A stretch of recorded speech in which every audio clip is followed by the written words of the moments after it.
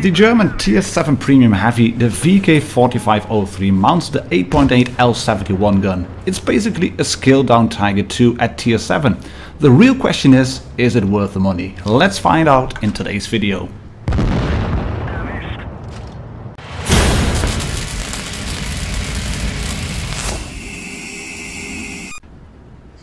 Well, welcome back ladies and gentlemen, tankers of Blitz Universe, to the channel. My name is martindogger and today we are going to take a look at this cute little kitty, the VK4503.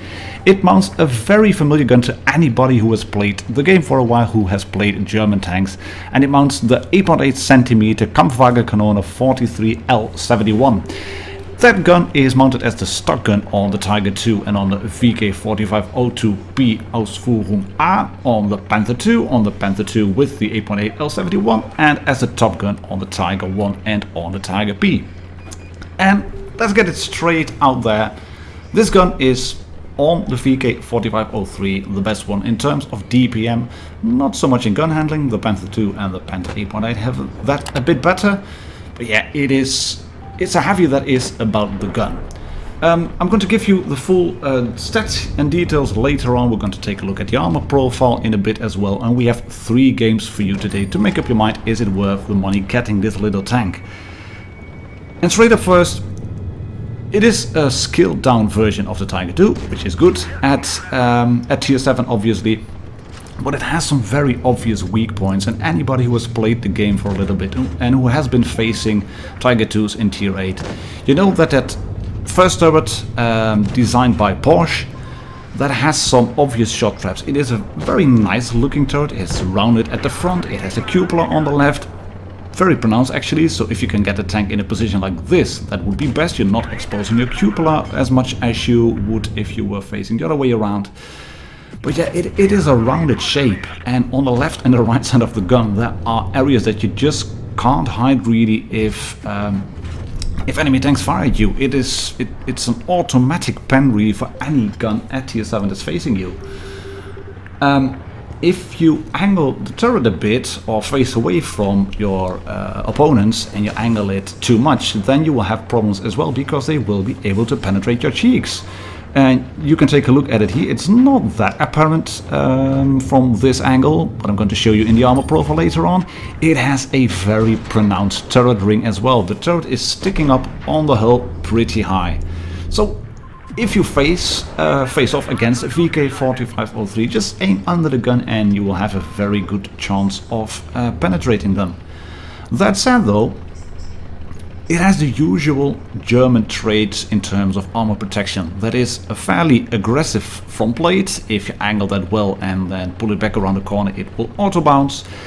And it has the wide tracks, it has good side armor, so you have to go side scripting in this tank. And against Tier 7s, if you're on a top tier, you can be pretty much of a bully. I haven't bounced any shots in the game so far yet, but here's the first one. That's a T25/2. And you can see the gun itself, yeah, it has a very high rate of fire, it has good penetration, it does 220 on 225 on average damage, which is good, but yeah, in a way it's not really heavy-like. But if you can get the gun to work like this, in a position like I'm doing here, then it's a really good gun. It is typically German in that regard. German tanks are mostly about the gun, and it's not 225 actually, but 220. But if you get a slightly higher roll to 49, lovely stuff, we can put a quick shot into the ISU 122S, and it's now just a matter of wrapping up basically on this M6. And in a way, if you look at the reload time, I have the full bells and whistles on in terms of equipment, provisions, etc. 5.3 seconds reload for a gun this accurate on a tank with this amount of armor. That's not really a heavy. I think it's more like the Tiger and the Tiger B. It is more of a fat ass medium really. You can see 705 blocked, few shots that went in through the drive wheel. Obvious weak spots. But it's a tank that can perform pretty well, I think. High caliber gun, second class on this one on Himmelsdorf.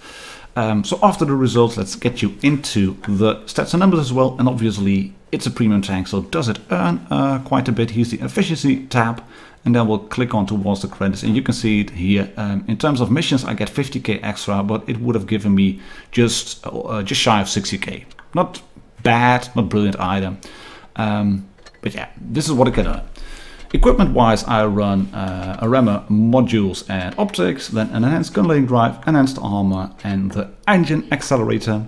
We have vertical stabilizers on the bottom, a toolbox, and the high-end consumables. And the rest consumables and provisions and ammo, fairly self-explanatory as you can see. So yeah, let's dive into the stats and numbers now.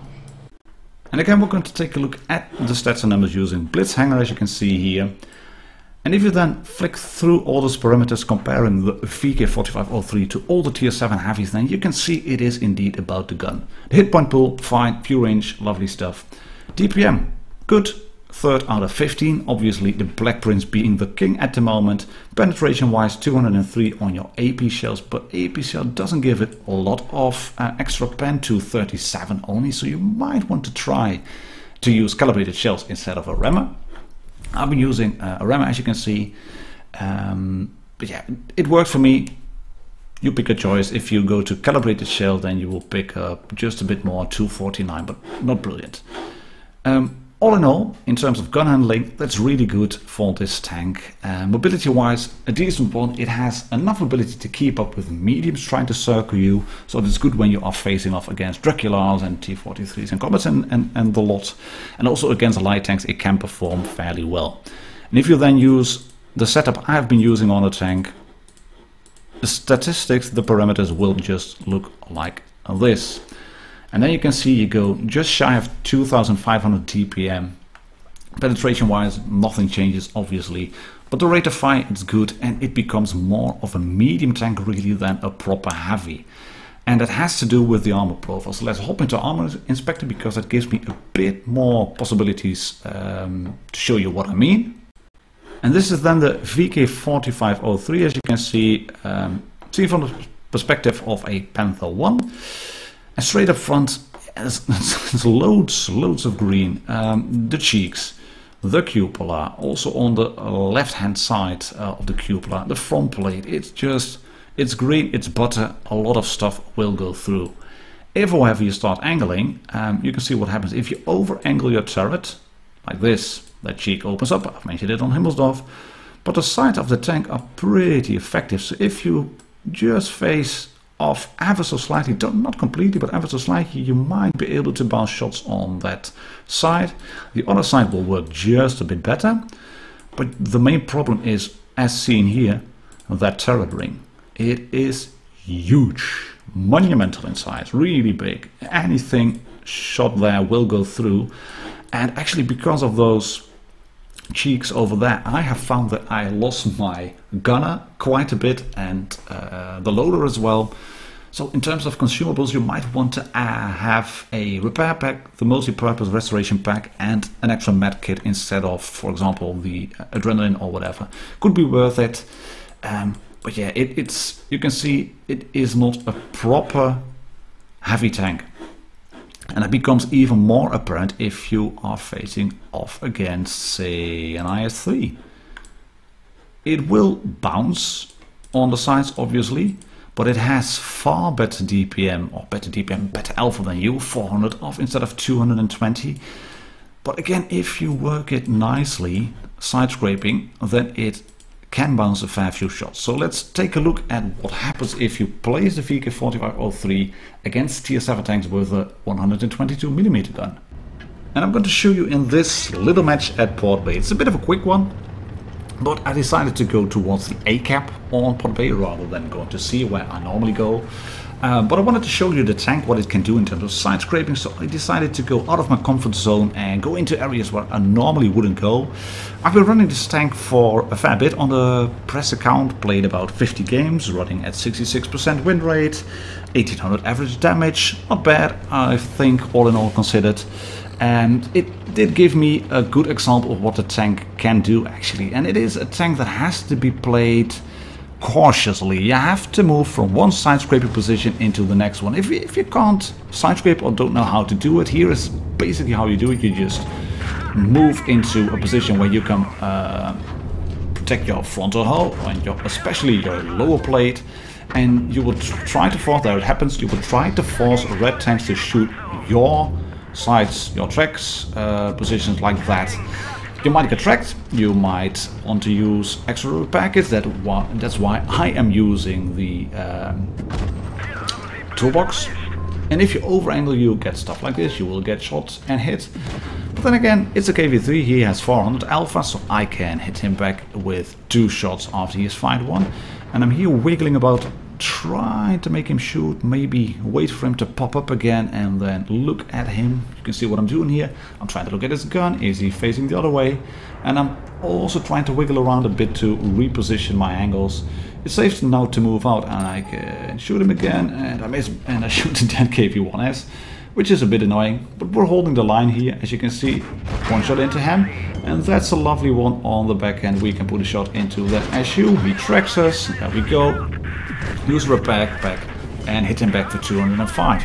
And this is your basic side scraping 101. If you can't do this, if you don't know how to do this, then learn it. It's your bread and butter in tanks like a KV1, like a Tiger 2, a KV4, a KV3, etc.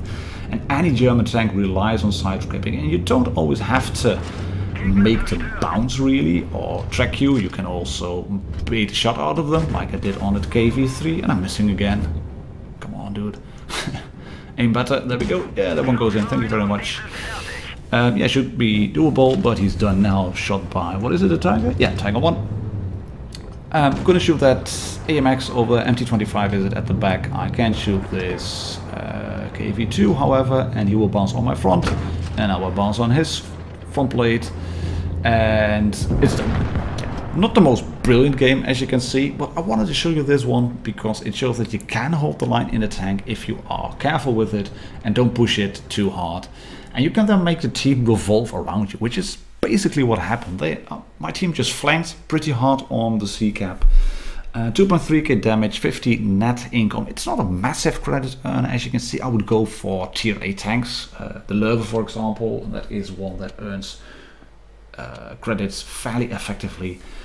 And the reason I wouldn't go for this one as a premium, as your go-to credit earner, is the fact that, yeah, sometimes you have to get a fair bit of APCR in, because the pen might be lacking against tier 8 targets. This is a game, the last one for today's video on Kenyon. And anybody who has seen the map guide knows that if you want to win at Kenyon, you have to take control of this middle area. If you are not familiar with that, please watch the video. If you are familiar with that and I'm thinking now, right, what should I do? Yeah, you have to take this middle area, really. If you don't have anyone here, it's going to be a really hard fight, because any red tank that has some sense of play into his little into his head will be able to dominate. Actually, it is really area that dominates. You can see you have shots to the left and shots to the right, and if you get flanked on both sides, you will have a bit of a problem, because yeah, they will have shots on you as well. Works both ways. If you can fire at them, they can fire at you. But it allows you to control either flank. It allows you to be a spotter for your team. It allows you to put shots in onto anybody who wants to contest A cap or the B cap, which is actually here on Supremacy. It's just, it's an area that has to be taken to be effective to win the game. And you can see if you put adrenaline onto this tank, then you can really pepper them. You can really point your gun at the enemy and keep shooting them. And the gun, it's glorious when it comes into a position like this, where you can just shoot and shoot. I'm a bit lucky with a few shots on the back of that WZ-110. I want to wear him down as much as possible, because it is a tier 8 heavy tank. And I know the guy in that tank can really play 63, win rate 64, 65, something like that. Really good player. And I've gotten him down to 722, that's good. I'm at 1450, still full health, and we've done 1700 damage. And we're going to clear up here a bit, put the hit points on the line, quick shot into the SU-101, there we go. And in the meantime, the Send 1 also becomes a one-shot. Thank you very much, and we can put a shot into him as well. And suddenly we are 2 tanks up, and then again, yeah, we're 2 tanks up. We were 3, and quickly we were 2 down. 2k done, no shots taken, nothing bounced either. But in terms of hit points, that is still the WZ-110. There is a lightweight over there, and they have, what is it, a T-34-2. And we have an IS-5. We had we had a Panther. He is the Panther is no more. He has ceased to exist. He has gone to Panther Heaven, gone to meet its creator, etc. And there it is. What I mentioned, Richtschütze ausgefallen, we feuern blind. That means the gunner is down straight through the front. A tier 8 medium tank, no problem penetrating the front of my tank. And the gunner is right behind it, or the commander will be right behind it. You will lose crew members at an alarming rate. I can't really remember any tank in which I lost so many crew members like this one. So yeah, it might be a good one to not run adrenaline, but have an extra repair pack or extra med kit ready. You can see also what I'm doing here. I'm reverting back to my position on the top, overwatching. I'm hoping for the WZ to pop. He isn't, because he knows there's a T-28 behind him as well. And lo and behold, as soon as they start to move in, he does move forward. IS-5 gets taken out by the 54 lightweight, and I'm feeling fairly confident now. I'm quickly looking around. I'm not moving around like an idiot, but I wanted to see where our T-28 was and how many hit points he had left. Because he's over there, he's on the top, and he's overwatching. He has been shooting. I've seen hit points fly off that WZ-110, so I know he is there and he is active. But I've also seen that the T-34-2 was moving towards the cap area, so he's probably flanking us. That there he is. I'm still curious, where is the T-54 lightweight? Our T-28 is being shot at, so we have to move in. There's the 54 lightweight. He can't possibly see me. I have the hit points now, so now I can be a bit of a brawler. Drop down, shoot him once, bounce on his front plate. There we go. But I can now drop the adrenaline, and my rate of fire becomes fairly good, and I can take a hit from him. At least 1, 2 would be a bit one, but you can see what I'm doing here as well. Move right into his gun, angle the tank, and I get a bounce on my side. Thank you very much, lovely stuff. 400 block, that's the first block from the match. And even if it's just one, that means I am now alive at 640 health. Our T-28, 464 left. So yeah, the lightweight has to be a very good player if he wants to take me down together with the T-28. Lucky shot here, and this one is going in, I think. Bounce. No, he doesn't even fire back. The T-28 is going to wrap up. I was a bit annoyed actually at him taking that kill, or getting that kill. I would have wanted to get the Pools medal on the VK4503 anyway.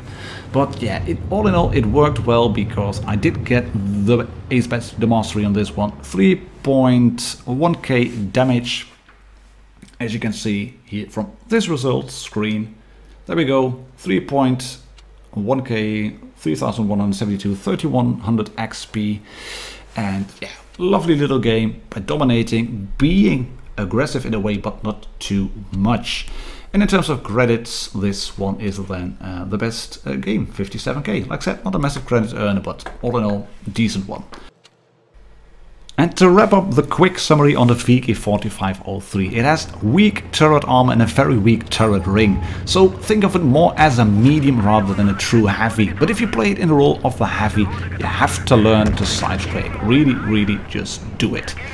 That's it all for today, ladies and gentlemen. Thanks for watching the first. Thanks for subscribing, and I'll catch you all on the next one. Cheers and happy tanking.